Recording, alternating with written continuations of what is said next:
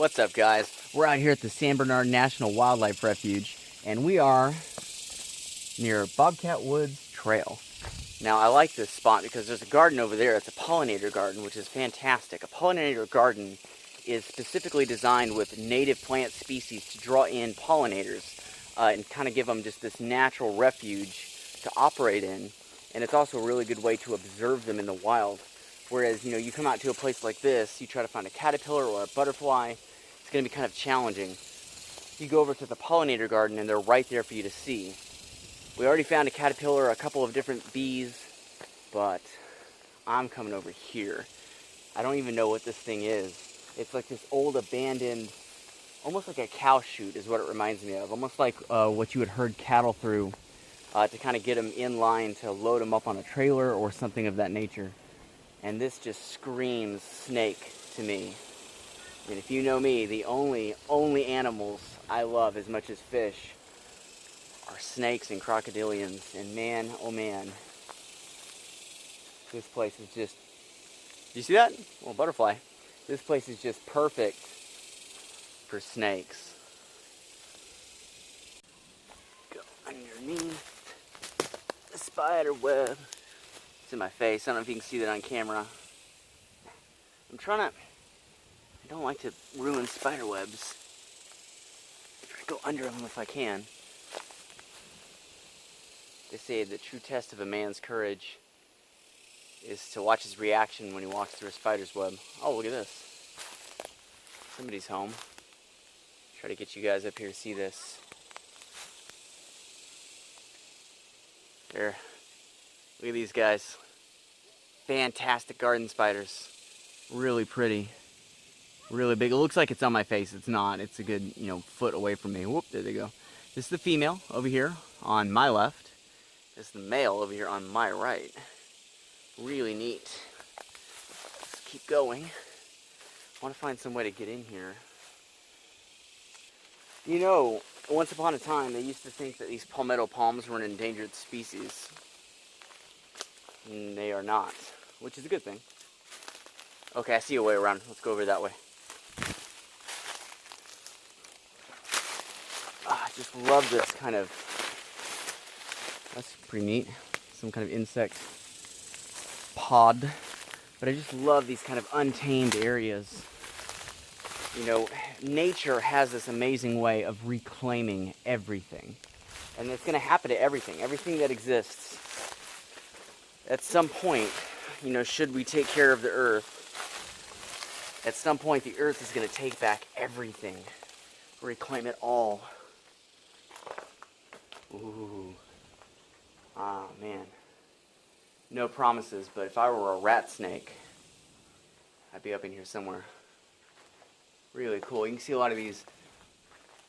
I used to call these, as a kid, we called these dirt dauber nests. Right there. Type of wasp made all of that. Okay, here we go. Now, I don't have a snake yet, but I'm trying to get through and under all this. I gotta be careful, because I am putting myself in a position where snakes are no longer just something that may occur down by my feet, but also now at head level as well, which is always a little bit more dangerous. Get these branches out of my way here.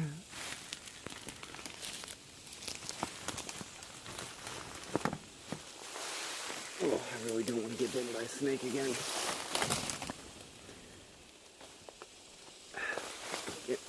Whoa. I'm getting hung up in these vines here. Okay. This is kind of what I was looking for, some tin. Like this tin down here. Now the problem is, it's so dirty. The problem is, I don't know if I'll even be able to look under it, because they're still attached to these wooden rafters, which are still attached to the main frame of this structure. I'm going to call this a cow chute. That's what it looks like to me.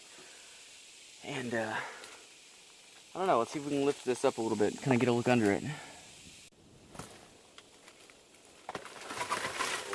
Careful, careful, careful. Nice long look at everything. Just careful and look at everything. Oh, dropped my sunglasses. Oh.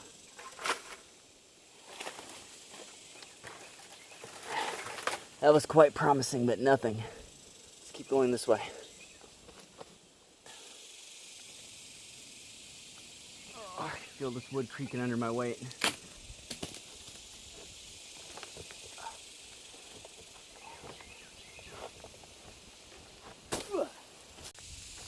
Yeah, see, here's the entrance to this thing.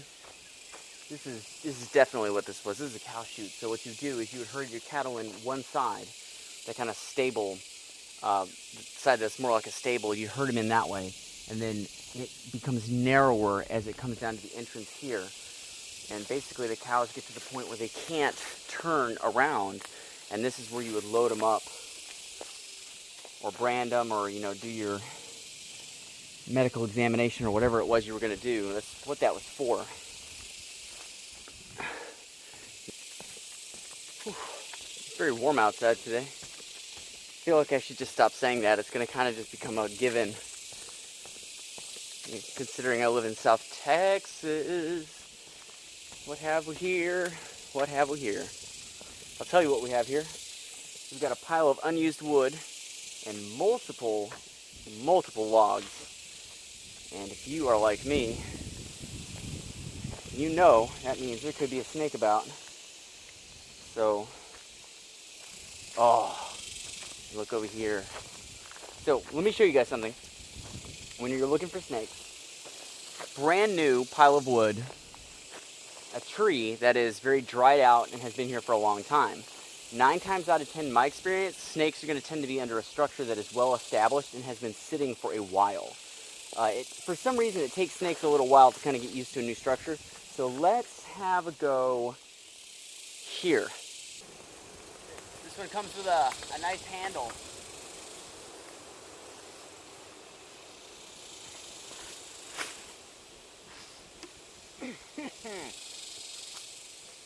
Woo.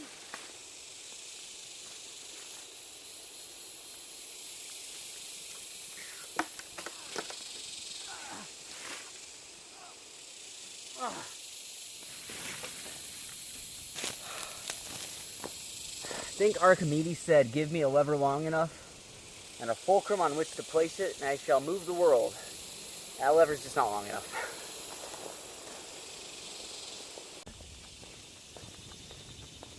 Okay, so apparently, right over here is a water source. We can't fish there. It's a fishing-free area. But if you look right there, it's hard to see. It's a very large alligator.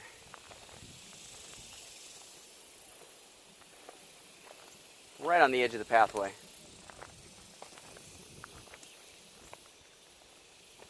And this is what happens when you protect a natural ecosystem, where you don't let people come in and just trash the place, take its natural resources. You get amazing creatures like this guy right here. You have to be very careful. This alligator is big enough to do some serious damage. You can hear him, the sound of that hiss, almost like a, hear that? It's almost like a tire deflating. That means stay away from me. Hey, buddy. Yeah, see, he's really upset right now. You gotta be very careful, because these things are capable of impressive bursts of speed. People think alligators can run 30 miles an hour. They can't. What they can do is they can go from 0 to like 15 in like a second, which is way faster than I can do it. Really beautiful animal. And you can see this area right here, he's just kind of staked out. This is his zone. And there's nothing here that's going to challenge him whatsoever. Really neat. Really, really neat. Try to very carefully turn the camera so you guys can get a better look at him.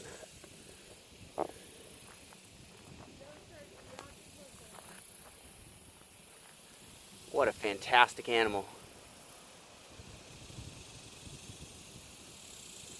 absolutely amazing. Probably 7 feet long.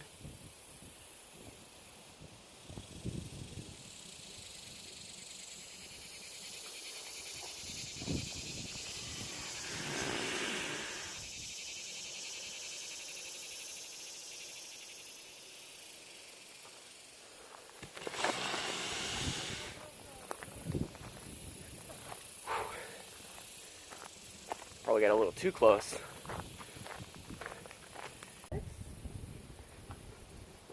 Alright, super cool thing. Look at this, guys. So, little picnic area. This type of place, when in this type of environment, is almost always inhabited not by people, but by a very particular type of bird called the swift. If you guys look up here on the roof, you'll see where the raptor runs through the center. Try to get a little bit closer, not too close. If you look right up behind me, where that nest is, there's a couple of little baby swifts just sticking their heads out of it. There's another one right there. I'm interested that we don't see the parents flying back and forth, because almost always that's what you get. Even when you're sitting at one of these picnic tables, the parents are just constantly. They're very fast. This is where they get their name Swift. Let me see how close I can get you guys. The problem is I don't have my good camera lens working, so I have to do everything backwards. But look at this guy. Look right up there. See him? See him sticking his little face out? That's one of several. There's one over there, or a couple over there actually. And then if you guys come down here, I want to show you something. This is just a part of life when you're a wild animal. If you look down right here, you can see there's a dead one. And that's just 100% of the time, 100% of the time, when you have a nest full of birds, when there's baby birds, there's always going to be a couple of them that just don't make it. That is just nature's way. Nature is incredible and incredibly ruthless when it comes to selecting who's going to survive and who's not. But the rest of those guys seem like they're in a good spot, so let's leave them there and keep going. Look at this, guys. So here's a pier that unfortunately we can't fish from. It's a protected zone, which is fine. It's good for the fish populations, but underneath it are the tracks of a truly enormous animal. You can see the slide mark in the middle. It's where the belly and the tail of an alligator, a big one, came down to this water. So we're going to be careful, because it's quite possible it's still here. But I want you to look at something. Look at this. Look at that. This alligator's feet are bigger than my entire hand. Look at the length of this animal's feet. This alligator must be at least 12 feet long, which, I mean, that may not sound like much, but the only reason it doesn't sound like much is because people routinely over-exaggerate the size of alligators and crocodiles. You know, I saw a 20-footer. No, you didn't. You can't comprehend how big that animal would be. A 12-foot alligator, you're pushing 600-700 pounds. And an enormous body size, you know, maybe 2.5, 3 feet off the ground, just resting its belly on the ground. That was left by a truly enormous animal. Guys, I don't know what it is, but there's something really big over there. Just a huge splash in the water, and I saw 2 big fish in the same spot. So I'm going to have a cast over there. Starting to regret my choice of lighter tackle here. You know, but to be fair, I didn't think there was going to be anything in there the size of what I just saw. Could be a really big alligator gar. But let's have a shot and see what happens.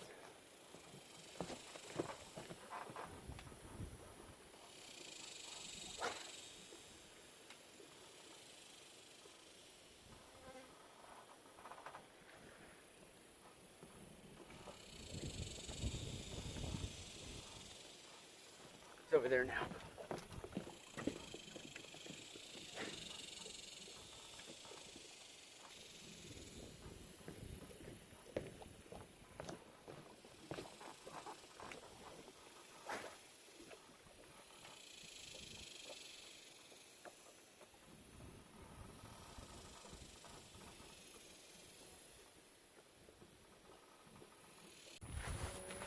Well, we didn't end up getting anything out at the refuge in terms of fish. So I thought, what the heck, you know what? Go home, catch fish there. So we're out here back at the lake again. Did see some really, really big gar. The fish that were splashing on top of the water were really big gar. It's nice being able to walk around with just one rod. Just not have to carry so much stuff. Those fights last night, my goodness.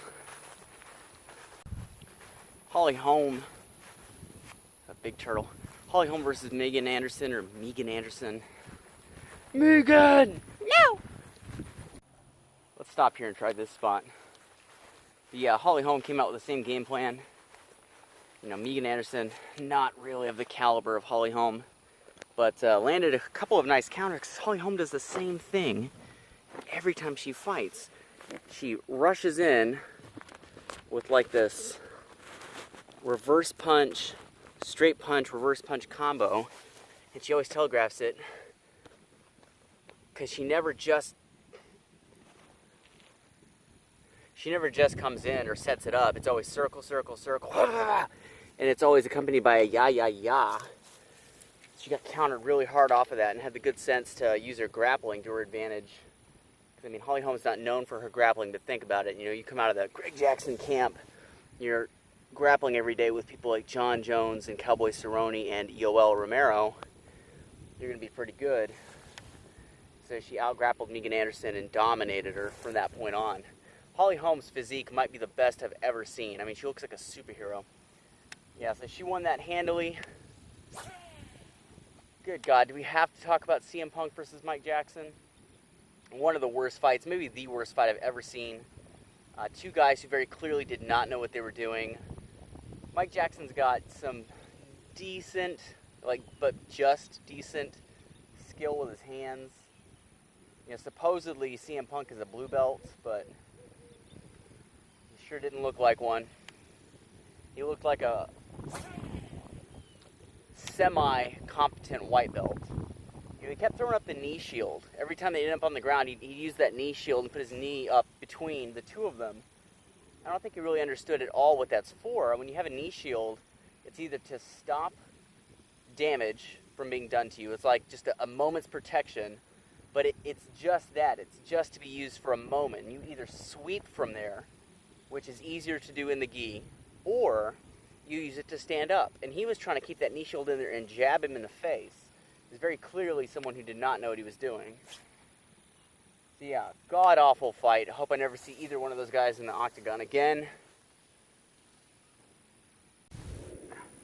Finally, look, we got a small bass, and our buddy's coming over here to investigate. You're not taking this, pal. See, this alligator desperately wants to steal my fish. No, you don't. This is my fish. Lovely fish. Get out of here, buddy. Little alligator. That's what they do. They'll steal your food if they can. Little bass caught on a... I was going to say, don't want this fish to embed the lure into my hand. Hey, you know what I think I'll do? I think I'll use my handy-dandy multi-tool to unhook this fish. It's like it was meant to be. There we go. Not a monster, but hey, it's a fish.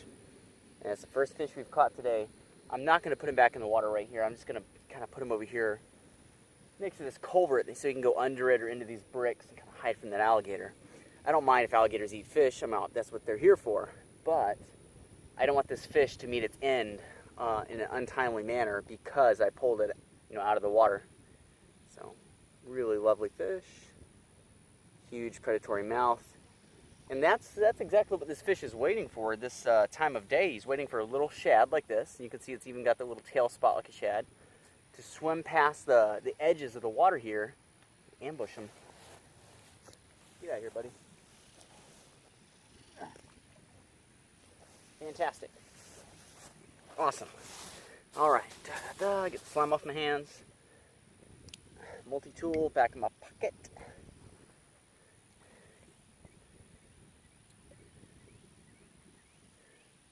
Oh yeah. How about that Curtis Blades Alistair Overeem fight? My gosh. I called that fight, not on video, so you're just going to have to take my word for it. But obviously I called Curtis Blades to win that fight. But, man, those elbows were something else. Elbows from hell. And that's the thing, Alistair Overeem's got a small head and a thin jaw and a very thin neck for the size of his body. And if you look at a couple of his knockouts, the moment he goes out is not when he gets knocked down. The moment that he really gets stunned is when he gets hit in the head when his head's on the canvas. His head does not absorb shock very well at all. And you see a lot of guys when they're on the ground and they get hit and they get hit and they get hit and they just manage to get back up. A great example of that is Anderson Silva. If you watch Anderson Silva's fights, I mean, the dude, got taken down a bunch of times and, people were smashing him in the head and he just ate it. Alistair Overeem just can't. The moment his head is against the ground, once you land a couple of good shots on him, especially when you weigh 300 pounds, he tends to black out. So, fantastic fight for Curtis Blades. Alligator friend is back. I'd love to see Curtis Blades in the title picture. Andrei Arlovski giving Tai Tuivasa, I think that's how you say his name, a serious run for his money. It's always cool when you see the old dogs, give the new guys a run, kind of show them why they've been around for so long. I thought Tai Tuivasa was going to kill Alistair Overeem. I thought he was going to kill Andrei Arlovski. But hey, those old guys, they know a thing or two. This alligator just hanging out right here. There he is again. Oh, fantastic fight. Maybe my favorite was, second favorite fight of the night was Carl Esparza and Claudia Gadelha. That was a great fight. Really, just two experts on the ground. One in submission grappling and jiu-jitsu and the other one in collegiate wrestling going at it. And there was a great moment where Carla Esparza kicked Claudia Gadelha off of her from her back, pushed her off, and then rolled into it and shot in on her and got the reversal. It was beautiful. She didn't do anything. She didn't do enough with it to take the fight, and Gadelha won a decision. But man, what a good fight. Would have been fight of the night had it not been for the title fight. RDA, disappointing loss to Colby Covington. Not a fan of Colby Covington, but he is a very skilled pressure fighter.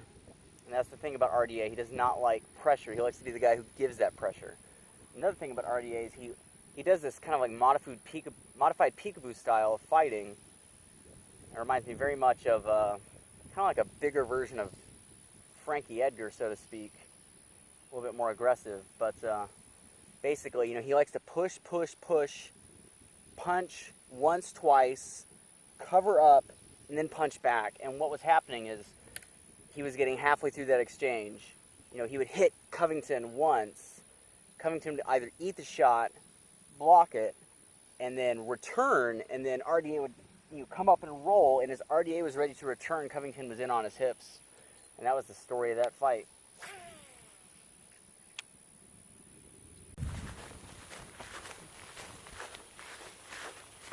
Alright, let's get away from that alligator.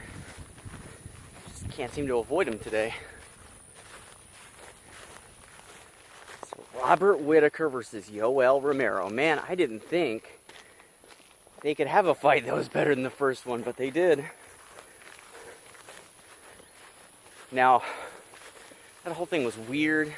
See, this is what happens when you don't have a clear-cut plan around the process of weight cutting and what happens when you miss weight. Because, I mean, Yoel was over by 0.2 pounds, which, that's a matter of ounces. That's a matter of how much this lure I'm using weighs. Which, again, I mean, it sounds like, it's no big deal. It is a big deal. The problem is, he accepted the fight, Robert Whittaker, who's just, that's so cool of him to do that, save the event. Well, the RDA Covington fight could have been the main event. That was a great fight. But for Whittaker to, give those fans what they paid to see and take such a big risk was awesome. But yeah, big mess, because if Yoel had won, if you all had won, he wouldn't have been the champion. You know, they showed you Kelvin Gastelum and Chris Weidman in the crowd, and they were sitting like 10 feet apart. They showed him in the crowd, like, oh, who's going to face the winner of this fight? And it's like, neither one of them want to face the winner of the fight. They want to face Robert Whittaker. So even if Yoel won by knockout in the first round, Whittaker still would have been the champion because Yoel missed weight. Chris Weidman doesn't want to fight Yoel if he doesn't have the belt. I mean, come on. So it was interesting in that sense. But at the end of the day, it doesn't matter because Whittaker won. Now, a lot of people might be upset about the fact that Whittaker was announced the winner by split decision, which, by the way, split decision is not really a method of winning. It just means that two judges couldn't agree on who should have won a unanimous decision. That's all that means. It means two judges thought it was unanimous one way, one judge thought it should have been unanimous the other way. That's what a split decision is. That's why I laugh when people are like, I predict so-and-so will win by split decision. What you're predicting is that judges are going to disagree with each other. But anyway, Whittaker came out. Now, man, that first second of the first round, he just stomped on Romero's leg to repay the favor, because that's exactly what Romero did to him in the first minute of the first round of the first fight. You know, really good strategy. But what's amazing is he hit Romero's knees with those stomp kicks, some of the nastiest stomp kicks I've ever seen. And Romero was like walking around like he just woke up. I mean, didn't look like it probably did affect him, but it didn't show. Not to the viewers anyway. You know, that very clearly could have provided the microseconds difference in reaction time so Robert Whittaker could do what he wanted to do. You know, you can never say from a viewer standpoint, like, oh, it didn't do anything. Well, you never know till you're in there. Robert Whittaker might disagree. Yeah, came out, stomped on those legs, established one of the best jabs I've ever seen. I mean, that's probably the most I've seen a jab dictate a UFC fight since GSP Koscheck 2.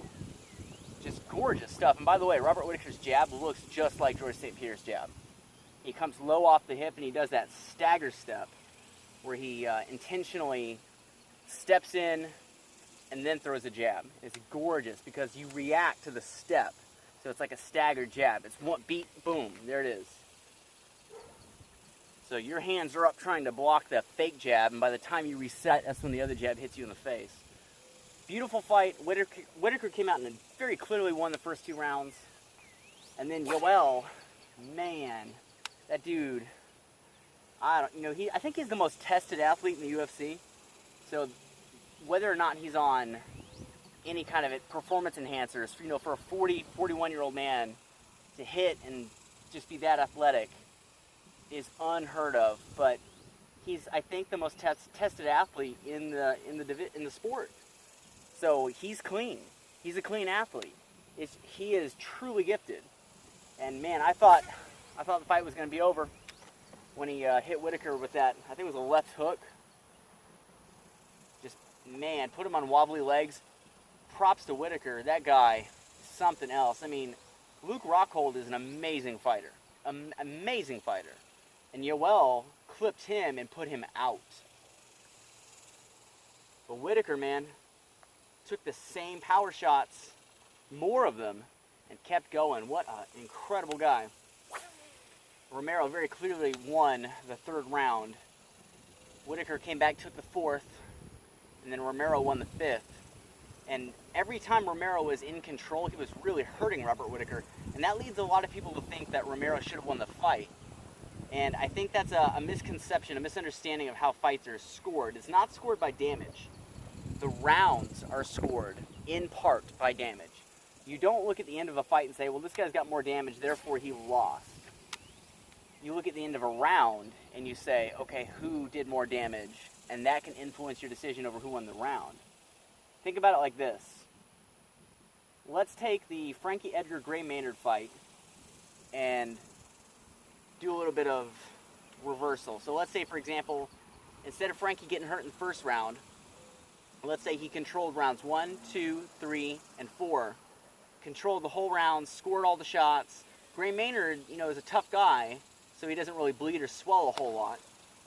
Woo-hoo-hoo-hoo. Something huge over there.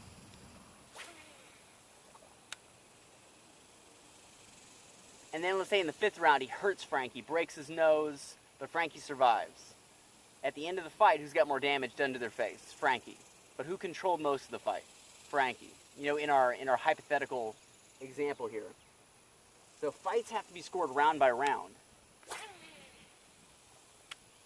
Because then, if you don't, you're also falling into this very dangerous area where a lot of a fight would be dictated by genetics in terms of who bleeds more. Great example, George St. Pierre. You know, his face looked worse than 99% of the guys that he trounced. Just because he bleeds a lot. He bruises easily. You know, just the type of skin that he has. But he very clearly beat the crap out of most of the guys he fought. So yeah, Whittaker won rounds 1, 2, and 4. Romero won 3 and 5. Now, I would be open. I could easily see an argument that Romero won a 10-8 round in the 3rd. I think it's very possible that it should have been a 10-8. But even still, at the most, that would have been a draw. Whittaker would have kept the belt anyway. So yeah, my boy Bobby Knuckles won, like I said he would. Great fight, though. You know, agree or disagree with the decision, I think we can all agree. So far, fight of the year. So far, fight of the year, easy. Let's see if it stays fight of the year after DC goes at it with Stipe. Let's see if we can get another fish. I came over here to these rocks because I thought for sure there'd be some bass hiding in here. You know, I think that big splash behind me was a gar. That's what I tend to notice is when bass hit the top of the water, you tend to just see the splash being right where their mouth is hitting their prey. Oh man, thought I had something. When gar hit the top of the water, their whole body comes up. Their whole body comes up to the top of the water. So you get a much bigger, more dramatic splash out of it. I think that's what that was.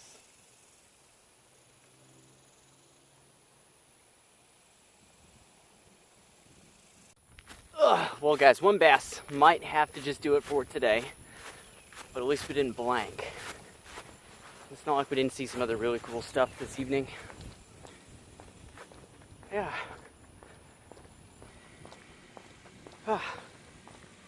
All right, time to get back inside to the air conditioning. Stay tuned.